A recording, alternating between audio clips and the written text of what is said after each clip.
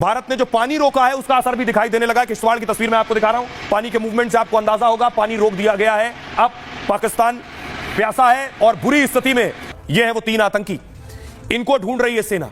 लेकिन सवाल यह, ये कहां चले गए? जमीन निगल गई, आसमान खा गया। देखिए, सवाल यह है कि पहलगाम में जिन आतंकियों ने हमला किया वो पकड़ से दूर और बाहर क्यों है? आपको बताऊं मैं, 72 घंटे से ज्यादा से पहलगाम के हमलावर फरार हैं। हमले के बाद से आतंकियों का कोई सुराग नहीं है कि आखिर आतंकी कहां चले गए। पूरी प्लानिंग के साथ आतंकियों ने हमला किया। जंगल की तरफ से आए आतंकियों ने पहले फायरिंग की और 10 से 15 मिनट में 26 लोगों को मार दिया। हमले में 5 आतंकियों के होने का अनुमान है और इनमें 3 लोकल और 2 पाक आतंकी। आतंकी हमले के बाद वापस जंगल में गायब हो गए। अब तक किसी आतंकी का सुराग नहीं मिला है। बैसरन घाटी दरअसल 2 तरफ पहाड़ों से घिरी हुई है। दोनों तरफ आपको पहाड़ी नजर आ रही है, इसके दोनों तरफ जंगल है। यह इलाका त्राल और किश्तवाड़ से कनेक्ट करता है। ये दोनों जिले आतंकवाद का गढ़ है। आतंकी त्राल के जंगलों से आए थे।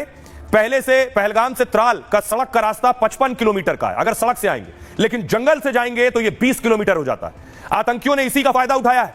त्राल का जंगल पाक और लोकल आतंकियों का गढ़ है। यह जंगल बैसरन घाटी से सटा हुआ है और त्राल का जंगल आतंकियों के लिए सबसे सुरक्षित है। इसी रास्ते से आतंकियों के आने का अनुमान है। आतंकियों ने पूरे इलाके की रेकी की थी। बैसरन घाटी में सिक्योरिटी नहीं होती है, आसपास सीसीटीवी कैमरे भी नहीं है। घाटी से करीब 5 किलोमीटर दूर पहाड़ी से नीचे सीआरपीएफ का कैंप है। यहां से मौके पर पहुंचने में आधे घंटे का वक्त लगता है। बैसरन तक सिर्फ पैदल, घोड़े या एटीवी बाइक से जा सकते हैं। सुरक्षा बलों के पहुंचने से पहले आतंकी जंगल के रास्ते भाग गए।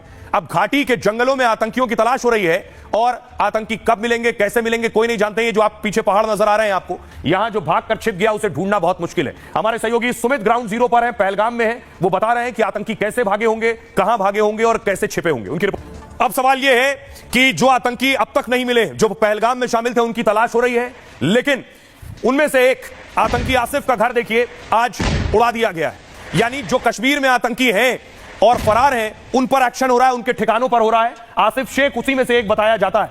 आइए आपको बताऊं आसिफ शेख है कौन और इस पर आरोप क्या है। हमले में शामिल रहे आतंकी आसिफ शेख का घर बम से उड़ा दिया गया। त्राल में आसिफ शेख का घर है। बम धमाके में घर जमींदोज हो गया। आसिफ शेख लश्कर तैयबा का स्थानीय कमांडर है। तलाशी अभियान चलाते हुए सुरक्षा बलों को उस घर में कुछ संदिग्ध वस्तुएं मिली थी। आतंकी आसिफ शेख 2022 में लश्कर से जुड़ा था और पीओके में आसिफ ने ट्रेनिंग ली। कुछ समय पहले एक एनकाउंटर के दौरान आतंकियों के पास से एक डायरी मिली थी और डायरी में आसिफ की भी फोटो मिली थी। आसिफ शेख और आदिल ठोकर ने पहलगाम की कई बार रेकी की है। अनंतनाग के बिजबेहरा इलाके में आतंकी आदिल ठोकर का घर है। कल शाम 8:30 बजे उसके घर सुरक्षा बलों की टीम पहुंची और घर में सिक्योरिटी फोर्स को आईडी मिला है, जिसके बाद पूरे इलाके को खाली कराया गया। आदिल ठोकर का घर मलबे में तब्दील हो गया। आदिल ठोकर का स्केच भी सिक्योरिटी फोर्स ने जारी किया था। आदिल ठोकर पर 20 लाख का इनाम घोषित किया गया है।